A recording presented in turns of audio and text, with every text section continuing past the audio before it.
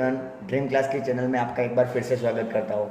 तो जैसा कि अब तक आपने पिछली वीडियो को देखा होगा, तो हमने सी के बहुत सारे बेसिक्स कॉन्सेप्ट यूज़ किए, जैसे कि लूपिंग स्टेटमेंट है, कंडीशनल स्टेटमेंट है और बहुत सारे एरे है। ओके, तो उसी की तरह आज मैं आपके लिए एक नई वीडियो लेके आया हूँ, फंक्शंस, जो बहुत ही इंपॉर्टेंट पॉइंट है हर एक प्रोग्रामिंग लैंग्वेज की तरफ से। ओके, तो सी में फंक्शन का क्या यूज़ है, उसका क्या रोल है और फंक्शन के कितने टाइप्स है, वो मैं आपको आज की वीडियो में डिटेल में दिखाऊंगा। ओके, तो मेरी आज की वीडियो आप पूरी अंत तक देखिए।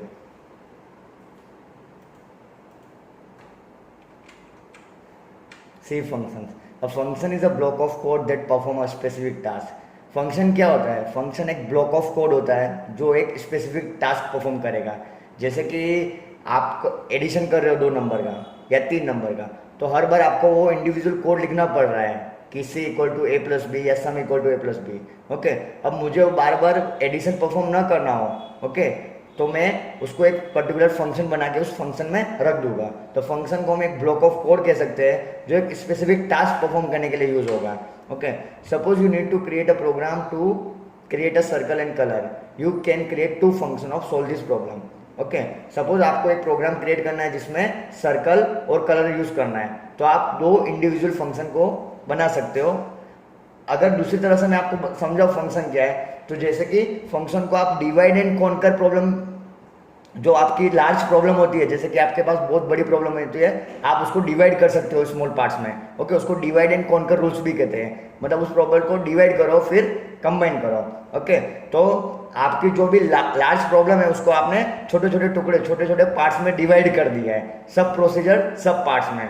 ओके, यहाँ पे मैंने जिस तरह सर्कल और कलर का function, create a circle function और create a colour function use किया है। ओके, तो जैसे कि फंक्शन का क्या काम है कि फंक्शन आपके पूरे कोड को, प्रोग्राम के कोड को छोटे छोटे पार्ट्स में डिवाइड कर देगा। तो every C program is a collection of functions, मतलब जो भी सी के प्रोग्राम है या फिर दूसरी प्रोग्रामिंग लैंग्वेज है सी प्लस प्लस या जावा, ओके, तो उसमें क्या होता है कि वो कलेक्शन होता है फंक्शंस का, मतलब उसमें बहुत सारे फंक्शन यूज किए हो सकते हैं। ओके, तो आप कह सकते हो कि every C program is a collection of function. In every C program main function must be there. Okay, अब एक चीज आपने इंपॉर्टेंट है कि आपने हर प्रोग्राम में देखा होगा कि आपके पास एक मेन फंक्शन होता है जो हम वर्ड मेन से लिखते हैं। ओके, तो main function must be there, मतलब फंक्शन वो वहां पे होगा ही, क्योंकि हमारे जो सी प्रोग्राम का एग्जीक्यूशन है, मैंने आपको पहली वीडियो से लेकर अब तक की सारी वीडियो में समझाया है, क्योंकि जो भी प्रोग्राम का एग्जीक्यूशन है कंपाइलर कहां से स्टार्ट करेगा? मेन फंक्शन से स्टार्ट करेगा। ओके, आप मेरी पिछली वीडियो भी जाके देख सकते हैं, प्रैक्टिकली मैंने आपको पूरा डिटेल में समझाया है, या फर्स्ट वीडियो भी देख सकते हैं जिसमें मैंने आपको पूरा डिबगिंग एग्जीक्यूशन समझाया है कि कंपाइलर सीधा जंप करेगा वर्ड मेन में। ओके, तो सी प्रोग्राम में मेन फंक्शन होगा ही, क्योंकि प्रोग्राम का एग्जीक्यूशन वाई से स्टार्ट होता है। ओके, तो आप क्या कह सकते हो कि function is a group of statement as a single unit known by some name which is a performing some well defined task. Okay, function को आप कह सकते हो कि उसमें एक से ज्यादा स्टेटमेंट भी हो सकते हैं, मतलब ग्रुप ऑफ स्टेटमेंट। जैसा कि मैंने आपको बताया, वो क्या कोड को स्पेसिफिक टास्क परफॉर्म करने के लिए यूज होगा। Okay, the functions which are created by a programmer in a program are called as a user defined function, while functions which are readily available in libraries are called as a library functions. अब सबसे important बात यह है कि हमारे पास 2 type के function होते हैं, इनबिल्ट फंक्शन, जिसको आप सिस्टम के भी फंक्शन कह सकते हो या फिर स्टैंडर्ड फंक्शन भी कह सकते हो, और दूसरा टाइप होता है यूडीएफ, यूजर डिफाइंड फंक्शंस। अब सिस्टम फंक्शन जैसे कि आपने देखा होगा कि वर्ड में है, गेट सी एच है, C L R S C R है। ओके, ये सारे सिस्टम फंक्शंस हैं। ओके, और दूसरे भी है जैसे कि प्रिंट एफ है, स्कैन एफ है, जो सिस्टम की लाइब्रेरी में रहे होते हैं, प्रिंट एफ, स्कैन एफ, और भी बहुत सारे फंक्शन आते हैं, जैसे स्ट्रिंग के फंक्शन है, s t r len, s t r c p y, s t r r e v, s t r upper lower, mathematic function है मैथ, जिसके लिए आपको math dot h header library include करनी पड़ेगी। उसी तरह string function के लिए string dot h header library include करनी पड़ेगी। ओके, मैच फंक्शन में एबीएस है, पावर है, एबीएस है, पावर है, स्क्यू आरटी है, मीन है, मैथ्स है। ओके, इस तरह अलग अलग फंक्शन आप यूज कर सकते हो। अब हमारे पास जो फंक्शन है उसका यूज क्या करना है, हमें उसको किस तरह परफॉर्म करना है। ओके, अब यहाँ पे जैसे मेरी फंक्शंस का था, तो मैंने सर्कल फंक्शन और कलर फंक्शन का था, तो divide a complex problem into smaller chunks, जैसा कि मैंने आपको बताया, makes our program easy to understand and use. हमारा जो प्रोग्राम था हम उसको इजी से अंडरस्टैंड कर सकते हैं और रीयूज कर सकते हैं। ओके, उसके लिए भी हम फंक्शन को यूज कर सकते हैं। अब टाइप ऑफ फंक्शंस में मैंने जैसे कि आपको बताया कि हमारे पास दो टाइप के फंक्शन हो सकते हैं, स्टैंडर्ड लाइब्रेरी फंक्शन या उसको आप इनबिल्ट फंक्शन भी कह सकते हो, और सेकंड है यूजर डिफाइंड फंक्शन। ओके, अब उसी तरह मैं आपको स्टैंडर्ड लाइब्रेरी फंक्शन के बारे में थोड़ा डिटेल में समझाना चाहूंगा कि the standard library function are built in function. मैंने आपको पहले ही बताया कि उसको आप बिल्ट इन फंक्शन भी कह सकते हो। Okay, the function are defined in header file. For example, the printf is a standard library function to send formatted output on screen. मतलब आपने printf फंक्शन जो यूज किया, क्या काम था उसका? Display output on the screen. हमारा जो भी आउटपुट आ रहा है उसको डिस्प्ले करेगा। Okay, the function is defined in the studio is a header file. जैसे कि मैंने आपको बताया था अब तक की सारी वीडियो में कि printf फंक्शन आपका studio.h मतलब standard input output header file में रहा है। उसी तरह जो scanf फंक्शन है वो भी आपका इसी लाइब्रेरी में है। Okay, hence the use printf function we need to include the studio.h header file using has include। हमें printf फंक्शन यूज करना है तो हमें कंपलसरी एक हेडर फाइल इंक्लूड करनी पड़ेगी in has include studio.h। The sqrt function calculate the square root of number. जैसे कि मैंने आपको बताया कि sqrt है, पावर है। ओके, ये सारे फंक्शंस abs है, सारे फंक्शन मैथमेटिक फंक्शंस हैं। ओके, sqrt फंक्शन क्या करेगा? स्क्वायर रूट निकालेगा कोई भी नंबर का।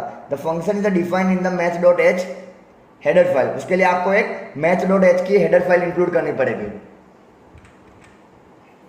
ओके, तो चलिए मैं आपको थोड़ा बेसिक अभी जो अब हमारे स्टैंडर्ड फंक्शन है जैसे कि स्ट्रिंग फंक्शन से मैथ फंक्शन उसका प्रैक्टिकली समझाता हूं। तो हमें यहां से सबसे पहले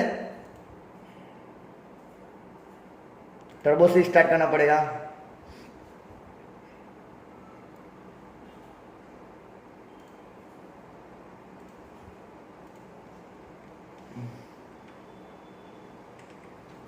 यहाँ पे मैं फाइल में जाके न्यू फाइल यूज कर देता हूँ।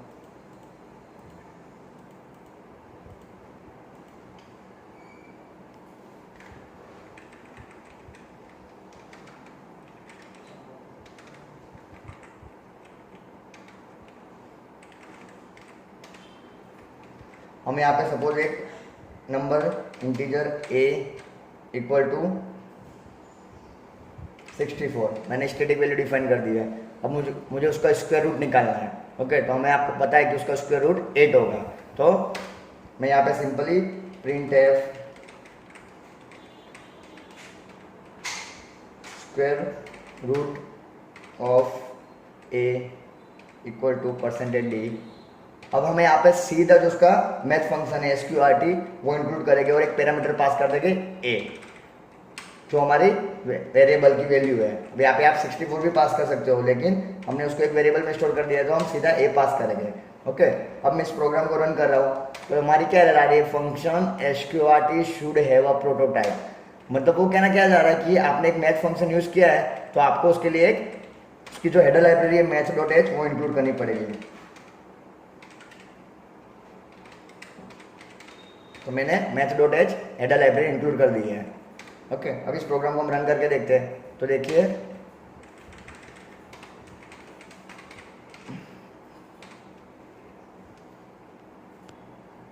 अब इसको रन करेंगे तो हमारा आउटपुट 0 आ रहा है। तो आपने यहाँ पे जो फॉर्मेट स्पेसिफायर यूज की है आउटपुट के लिए, ओके, वो आप उसको चेंज करें, उसको फ्लोट में कर दिए क्योंकि उसका आउटपुट पॉइंट में भी कई बार रिटर्न करता है हमें। ओके, तो अब आप देख सकते हैं इसके आज का आउटपुट 8, मतलब हमें जो अंडर रूट था वो प्रॉपर मिला। ओके, अब हम दूसरा फंक्शन भी है वो भी देख सकते हैं जैसे कि पावर। ओके, तो printf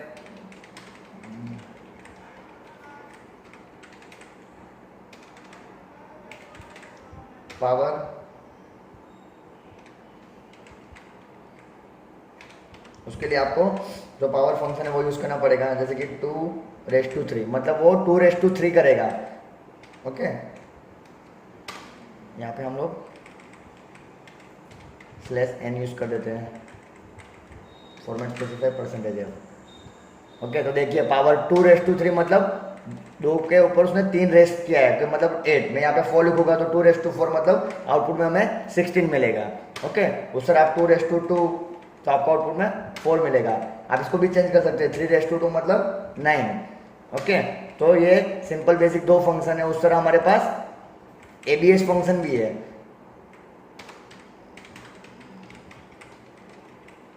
स्लैश एन ABS।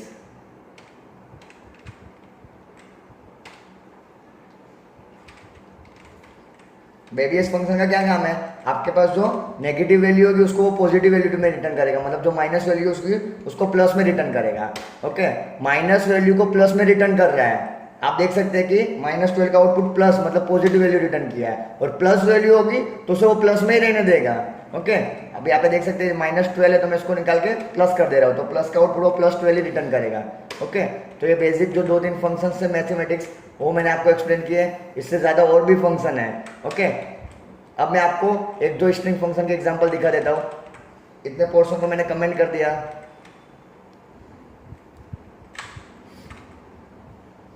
अब स्ट्रिंग फंक्शन के साथ आपको ऑपरेशन परफॉर्म करने के लिए आपको एक स्ट्रिंग चाहिए। ओके, तो सी में स्ट्रिंग यूज करने के लिए आपको, हमारे पास स्ट्रिंग की कोई डेटा टाइप नहीं है, तो आप किस तरह स्ट्रिंग यूज करेंगे, तो मैंने आपको पिछली वीडियो में मतलब बहुत सारी वीडियो में समझाया है कि आपको एरे बनाना पड़ेगा। एरे किसका बनाना पड़ेगा, कैरेक्टर का एरे। जैसे कि कैरेक्टर यूज किया मैंने यहाँ पे डेटा टाइप्स, कैरेक्टर किसी का नेम है। ओके, अब मैं नेम में सिंगल कोड में कोई सिंगल एक स्पेसिफिक वैल्यू स्टोर कर सकता हूँ, जैसे कि S, either D, either F. Okay, तो उसके लिए हम उस वेरिएबल का एरे बना सकते हैं। मतलब अब आप यहाँ पे एक से ज़्यादा वैल्यू एंटर कर सकते हैं, मतलब 10 वैल्यू तक आप नेम में वैल्यू प्रोवाइड कर सकते हैं। तो ये आपकी एक स्ट्रिंग बन गई। ओके, यहाँ पे आप स्ट्रिंग प्रोवाइड कर दीजिए, जैसे कि ड्रीम। ओके, अब इस नेम वेरिएबल को हम प्रिंट करवा देते हैं।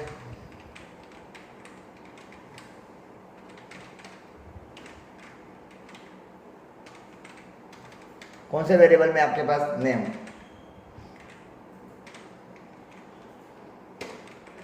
आपको यहाँ पे एस यूज करना पड़ेगा स्ट्रिंग के लिए। तो देखिए नेम इक्वल टू ड्रीम आ गया, क्योंकि हमारे पास या सिंगल कैरेक्टर हो तो आप सी यूज करिए, लेकिन ये आपका स्ट्रिंग बन गया है तो आप वहाँ पे एस यूज करिए। ओके, आप डायरेक्टली पुट्स भी यूज कर सकते हैं प्रिंट करने के लिए स्ट्रिंग को।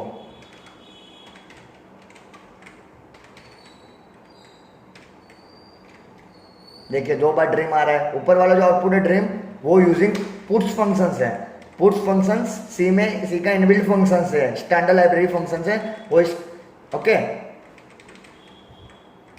ये तो मेरा सिंपल, मैंने एक कैरेक्टर के एरे को, मतलब सिंपल एक वेरिएबल लिया था जो कैरेक्टर का था, उसका एरे बनाया था, उसको मैंने प्रिंट किया। अभी मुझे उसको मैं कमेंट यूज कर देता हूँ। अब इसकी मुझे लेंथ चेक करनी हो, तो जैसे कि printf length of string is। Okay, अब लेंथ रिटर्न करना तो आपके माइंड में एक क्वेश्चन आना चाहिए कि उसका जो आउटपुट रिटर्न करेगा तो वो आपको डिजिट में रिटर्न करेगा। जैसे कि नंबर ऑफ कितने कैरेक्टर है, तो जैसे कि DREM नंबर ऑफ कैरेक्टर 5 है, तो आपको जो आउटपुट रिटर्न कर रहा है मतलब वो इंटीजर में रिटर्न कर रहा है, तो आपको उसके लिए फॉर्मेट स्पेसिफाई %d लिखनी पड़ेगी। और यहाँ पे strlen जो हमारा फंक्शन है उसमें आप पैरामीटर पास कर दीजिए नेम। ओके, अब इस प्रोग्राम को मैं रन करूँगा तो मुझे एक एरर प्रोवाइड करेगा कि strlen function should have a prototype. वो किसकी एरर है, जिस तरह हमने मैथमेटिक फंक्शन इंक्लूड किया था उस तरह मुझे यहाँ पे स्ट्रिंग फंक्शन इंक्लूड करना पड़ेगा।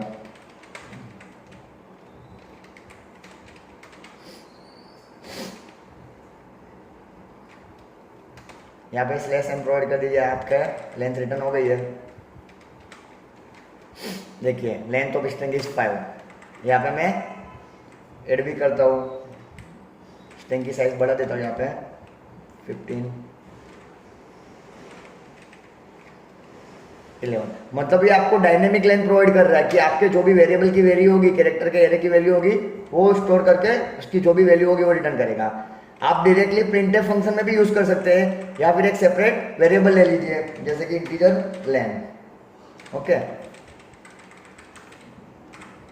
अब इस लेन नाम के वेरिएबल में मैं strlen वाला, इस लेन नाम के वेरिएबल में आपके पास जो strlen वाला था फंक्शन वो सीधा यूज करिए। यहाँ से मैं निकाल देता हूँ, डिलीट कर देता हूँ, और वही सेम चीज में लेन नाम के वेरिएबल में स्टोर करा देता हूँ। लेन या लेंथ, आपको जो वेरिएबल कंफर्टेबल लगे वो वेरिएबल आप यूज कर सकते हो। अब हमारी जो लेंथ है वो len, हमारी जो लेंथ है स्ट्रिंग की वो इस एलियन नाम के वेरिएबल में स्टोर है। तो अब आपको यहाँ क्या प्रिंट करना है, फंक्शन यूज नहीं करना है, क्योंकि फंक्शन को आपने एक वेरिएबल में स्टोर कर दिया। ओके, तो अब यहाँ पे आप सीधा एलियन यूज करिए। अब इसको रन करके देखते हैं, तो देखिए आउटपुट में हमारा कोई डिफरेंस नहीं आया। यहाँ पे हमने सिर्फ चेंज इतना किया कि फंक्शन को एक वेरिएबल में स्टोर कर दिया, फिर उस वेरिएबल की वैल्यू को यूज किया। और पहले हमने देखा था सीधा डायरेक्टली हम प्रिंटर में उस फंक्शन को प्रिंट करवा रहे थे। ओके, अब उसके बाद strrev, जैसे कि printf रिवर्स स्ट्रिंग इज, अब रिवर्स स्ट्रिंग मुझे मेरा आउटपुट किस में आएगा, स्ट्रिंग में आएगा। तो आपको यहाँ पे फॉर्मेट स्पेसिफायर %s लिखनी पड़ेगी। ओके, तो यहाँ पे strrev वेरिएबल हमारा नेम है। ओके, इसको रन करके देखते हैं, तो देखिए यहाँ पे /n में प्रोवाइड कर देता हूँ। यहाँ पे देखिए ड्रीम क्लास का पूरा रिवर्स हो गया, SSALC NAERD, मतलब उसने रिवर्स कर दिया पूरी स्ट्रिंग को। ओके, उस तरह हमारे पास एक दूसरा फंक्शन भी है strcpy। यहाँ पे मैं ब्लैंक स्ट्रिंग ले लेता हूँ, कैरेक्टर S1, ब्लैंक स्ट्रिंग में मैंने एरे पास कर दिया 15 साइज का। अब मुझे क्या करना है कि मेरे S1 में कोई वैल्यू स्टोर नहीं है, मुझे नेम वाली वैल्यू को S1 में कॉपी करवानी है। strcpy फंक्शन क्या करेगा, असाइन करेगा, वैल्यू को कॉपी करेगा। ओके, मतलब S1 अगर आप यहाँ पे प्रिंट करते हो, अभी देखिए printf /n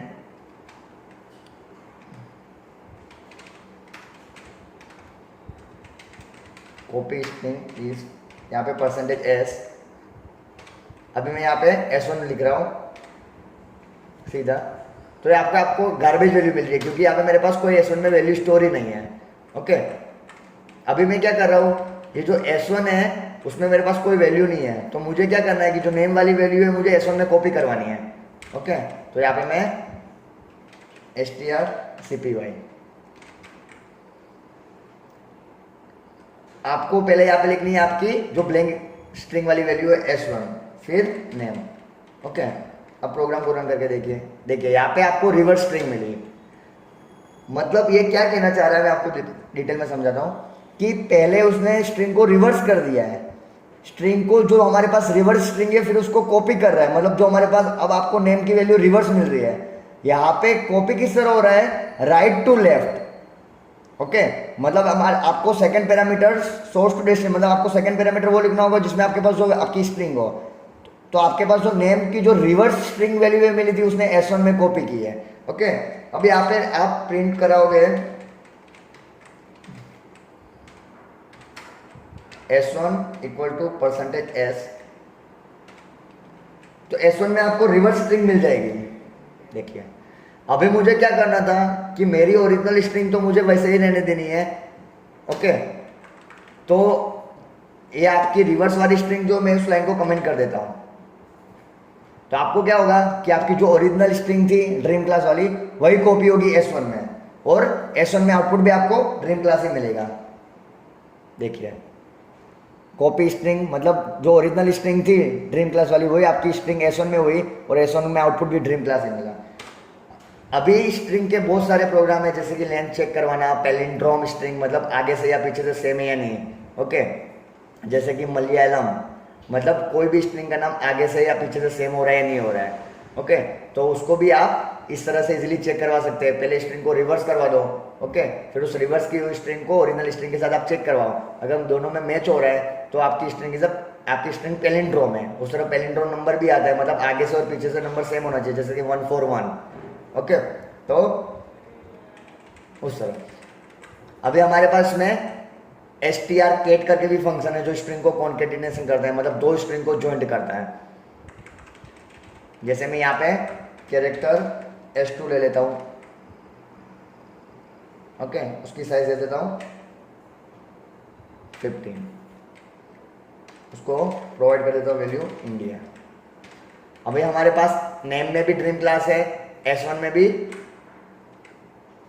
ड्रीम क्लास है, क्योंकि S1 की वैल्यू मैंने strcpy कॉपी फंक्शन से यूज की और S2 में इंडिया है। अब मैं यूँ चाहता हूँ ड्रीम क्लास इंडिया मुझे साथ में प्रिंट हो। ओके, तो हम strcat फंक्शन यूज करेंगे।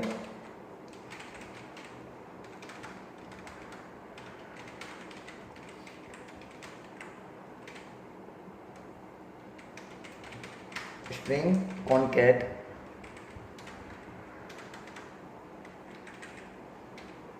%strcat।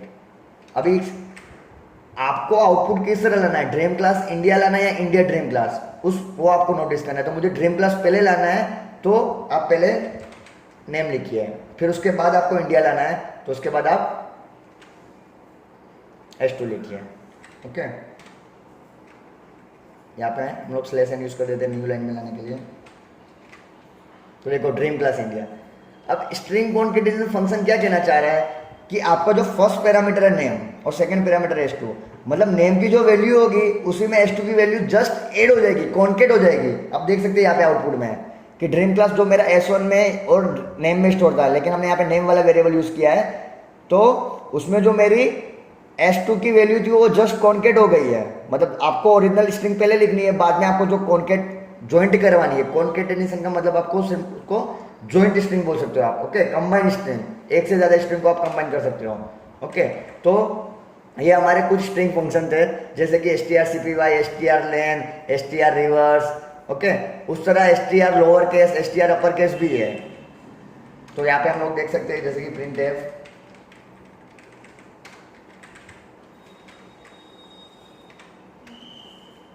पहले हम अपर स्ट्रिंग, अब अपर स्ट्रिंग में आपका आउटपुट कराने के लिए आपके पास स्ट्रिंग ऑलरेडी लोअर केस में होनी चाहिए।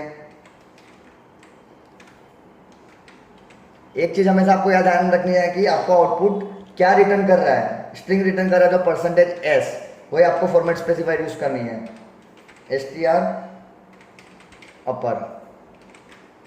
ओके, हम S1 में जो हमारे पास ड्रीम क्लास है स्मॉल में वही यूज कर लेते हैं। यहाँ पे मैं स्लैश एन यूज कर लेता हूँ।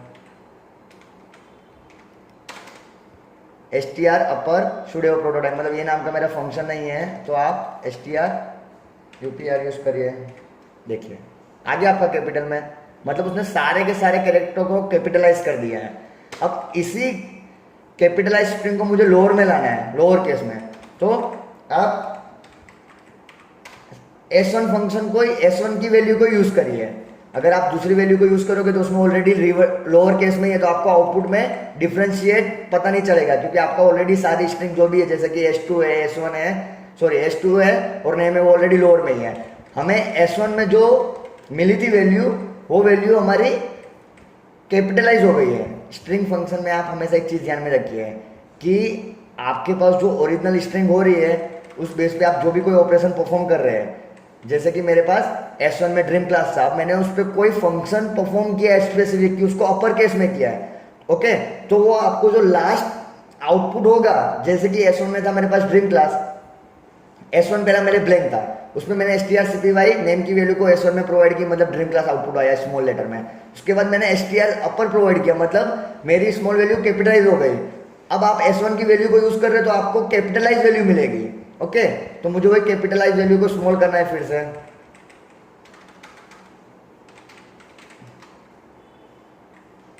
str lwr S1, देखिए। ओके, अगर यहाँ पे आप S2 लिखते तो आपको आउटपुट में पता ही नहीं चलता, क्योंकि आपके पास S2 already India small case में है। ओके, तो स्ट्रिंग का ये एक चीज ध्यान में रखिए कि आपने जो भी वेरिएबल यूज किया है उसके बाद आपने कोई पर्टिकुलर फंक्शन उस स्ट्रिंग को प्रोवाइड किए है। जैसे कि हमारे पास यहाँ पे था, उसकी लेंथ काउंट करने के बाद मैंने यहाँ पे स्ट्रिंग को रिवर्स करवाया था नेम में। ओके, मेरी ओरिजिनल नेम की वैल्यू थी ड्रीम क्लास, रिवर्स होने के बाद मेरी स्ट्रिंग पूरी रिवर्स हो गई।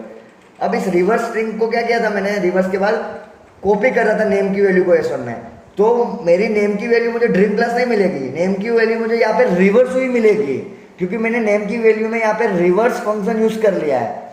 कई बार कुछ प्रोग्रामर या फिर कुछ स्टूडेंट होते हैं, वो उनके माइंड में ये मेंटेलिटी थिंकिंग होती है कि मुझे नेम की वैल्यू स्ट्रिंग में कॉपी करनी चाहिए, तो मेरी ड्रीम क्लास वाली वैल्यू कॉपी होनी चाहिए थी S1 में। लेकिन उसके पहले आपने str रिवर्स मतलब रिवर्स वाला फंक्शन यूज कर लिया है, तो आपकी नेम की जो ओरिजिनल वैल्यू थी उसने रिवर्स कर दी है यहाँ पे, मतलब क्लास जो भी उल्टा रिवर्स आ रहा है उस रिवर्स वैल्यू को आप S1 में कॉपी करा रहे हो। ओके, अगर यहाँ पे आपको चेक करना हो तो यहाँ पे प्रिंट करवा सकते हो, print F after reverse string name equal to %s, name वाले वेरिएबल को प्रिंट करवाइए। और सेम थिंग यहाँ पे बिफोर रिवर्स प्रिंट करवाइए कि बिफोर रिवर्स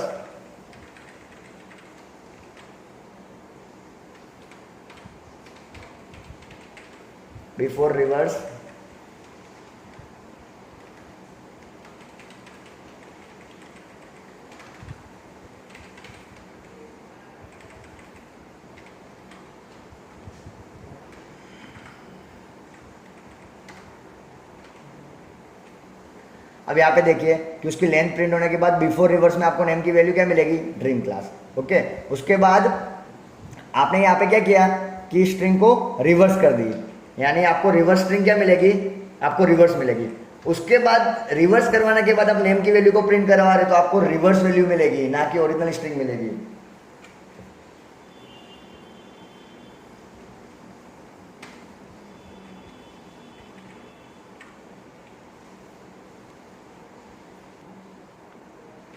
देखिए यहाँ पे जैसे कि आपने पहले नेम प्रिंट करवा दिया ड्रीम क्लास, फिर उसने आपके बाद लेंथ आपने प्रिंट करा 11, बिफोर रिवर्स स्ट्रिंग नेम की वैल्यू ड्रीम क्लास थी। उसके बाद आपने रिवर्स स्ट्रिंग मतलब strrev वाला फंक्शन यूज किया था, उसमें आपकी स्ट्रिंग को रिवर्स कर दी। उसके बाद आपने रिवर्स स्ट्रिंग में ओरिजिनल जो नेम की वैल्यू थी उसको प्रिंट करवाना चाह रहे हैं, लेकिन नेम की वैल्यू रिवर्स हो चुकी है, तो आपकी नेम की वैल्यू को अफेक्ट कर दिया है रिवर्स में, तो after reverse string name, okay, तो आपको ये रिवर्स स्ट्रिंग मिली। अब आप क्या कर रहे हैं, उसके बाद कॉपी कर रहे हैं, तो आपको ओरिजिनल स्ट्रिंग कॉपी नहीं होगी, वही रिवर्स की हुई स्ट्रिंग कॉपी होगी S1 में। ओके, यही मैं आपको बताना चाह रहा हूँ कि आपको जो लास्ट वैल्यू अफेक्टेड है वही मिलेगी। यहाँ पे जिस तरह देख सकते हैं कि पहले उसके बाद स्ट्रिंग को कॉन्केट किया तो आपको स्ट्रिंग कॉन्केट में भी रिवर्स स्ट्रिंग मिल रही है। उसी तरह अपर केस लोअर केस में, अपर केस में भी आपको वो रिवर्स स्ट्रिंग ही मिलेगी। ओके, तो यहाँ पे मैंने सिंपल रिवर्स स्ट्रिंग वाले फंक्शन को कमेंट यूज कर दिया है। ओके, उसके बाद आपको जो वैल्यू थी वही सिंपली मिल रही है। ओके, ओके, अब एक और हमारे पास स्ट्रिंग फंक्शन है strcmp। वो क्या कर रहा है, जस्ट चेक कर रहा है कि दो स्ट्रिंग रिवर्स है या नहीं। अगर दोनों स्ट्रिंग रिवर्स होगी, सॉरी, अगर दोनों स्ट्रिंग सेम होगी, कंपेयर करना है आपको। अगर दोनों स्ट्रिंग सेम है तो आउटपुट में 0 रिटर्न करेगा। तो यहाँ पे हम चेक करवा सकते हैं कि नेम में ड्रीम क्लास है और उसके बाद आपके पास कोई और स्ट्रिंग में ड्रीम क्लास है। रन करके देखते हैं कि नेम में ड्रीम क्लास है और S1 में ड्रीम क्लास है, मतलब नेम की वैल्यू को आपने S1 वाली स्ट्रिंग में सीधा कॉपी करवाया strcpy के, मैंने वो रिवर्स वाला लाइन को कमेंट कर दिया है। ओके, तो हम यहाँ पे चेक कर सकते हैं कि print F compare string S1 and name. Okay, अब यहाँ पे आपको आउटपुट क्या मिलेगा, इंटीजर में मिलेगा, क्योंकि अगर दोनों स्ट्रिंग सेम हो रही तो आपको आउटपुट 0 मिलेगा, तो %d। ओके, यहाँ पे strcmp फंक्शन है, उसमें आपको दो स्ट्रिंग पास करनी है। अब उसमें पैरामीटर आपको आगे पीछे हो गए तो चलेगा, क्योंकि हमें दोनों स्ट्रिंग कंपेयर मैच ही करवानी है। तो S1 नेम, यहाँ पे स्लैश प्रोवाइड कर दीजिए।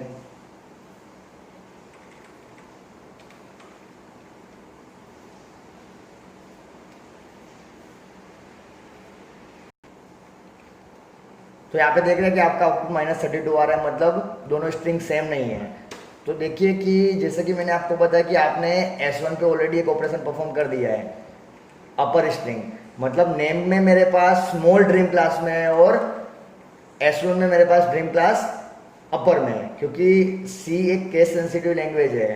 ओके, तो कैपिटलाइज और स्मॉल में वो डिफरेंस करेगा, पता चलेगा, कंपाइलर उसमें डिफरेंशिएट पता करेगा। ओके, तो अभी आपको यहाँ पे क्या करना है कि आपने जो कैपिटलाइज S1 बनाया था उसको कमेंट कर दीजिए, या फिर यहाँ पे आप ड्रीम क्लास वाली स्ट्रिंग को भी कैपिटल में कर दीजिए। पहले हम S1 वाली स्ट्रिंग को जो हमने अपर फंक्शन यूज किया था उसको कमेंट कर दीजिए।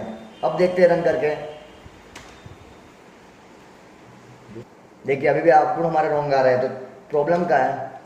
अब नेम S1 हमारा ड्रीम क्लास स्मॉल में तो हो गया, लेकिन देखिए यहाँ पे नेम की वैल्यू आपकी चेंज हो गई है, क्योंकि नेम की वैल्यू को आपने कॉन्केटिनेशन करवा दिया है S2 से। मतलब यहाँ पे आप देख सकते हैं आउटपुट में कि नेम की वैल्यू आपकी क्या हो गई है, ड्रीम क्लास इंडिया, और हमारे पास S1 की वैल्यू है ड्रीम क्लास, तो वो दोनों स्ट्रिंग मैच नहीं हो रही स्टिल।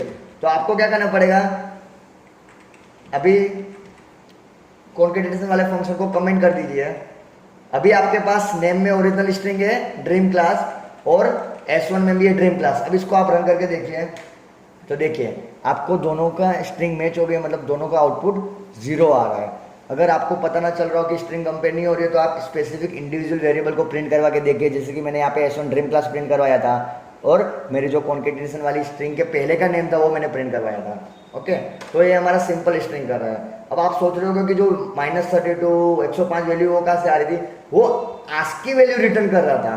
किसकी आस्की वैल्यू, जहां पे उसको फर्स्ट अनमैच कैरेक्टर फाउंड हो रहा था, जहां पे उसको फर्स्ट अनमैच कैरेक्टर, मतलब जहां पे उसको कोई कैरेक्टर ऐसा मिला जो मैच नहीं हो रहा है। जैसे कि ड्रीम में DRE सेम है, लेकिन DRE के बाद S है।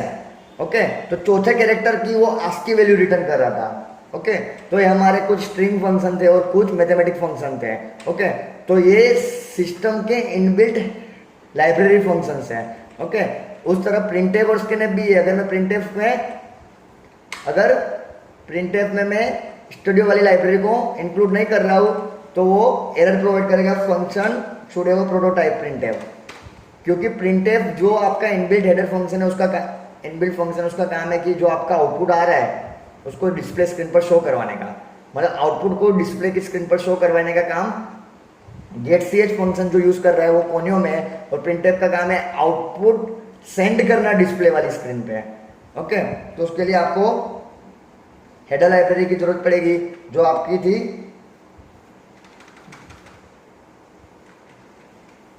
प्रिंटफ में इंक्लूड studio.h। ओके, तो ये हमारे कुछ स्ट्रिंग के फंक्शंस थे और कुछ मैथमेटिक फंक्शंस थे। ये सिस्टम के इनबिल्ट लाइब्रेरी फंक्शंस थे। और फंक्शंस का जो दूसरा पार्ट है UDF, user defined functions. Okay, उसके क्या एडवांटेज है, वो किस तरह यूज करना है। इस फंक्शंस को हमने क्या किया था, ये ऑलरेडी लाइब्रेरी में कहीं ना कहीं बने हुए, कहीं ना कहीं स्टोर हुए हैं, हम सीधा उसको कॉल कर रहे हैं, यूज कर रहे हैं। आप देख सकते हैं कि strcpy strlen, हम सीधा उस फंक्शन को कॉल कर रहे हैं। वो फंक्शन क्या कहना चाह रहा है, उसको कैसे पता चल रहा है, लोअर करना है, अपर करना है, लेंथ रिटर्न करनी है, वो सारा उसका लाइब्रेरी में स्टोर था। ओके, तो जो दूसरा पार्ट है कि यूजर डिफाइंड फंक्शन UDF, वो यूजर खुद बनाएगा, क्रिएट भी करेगा, कॉल भी करेगा। तो आने वाली वीडियो में मैं आपको UDF के बारे में डिटेल में समझाऊंगा।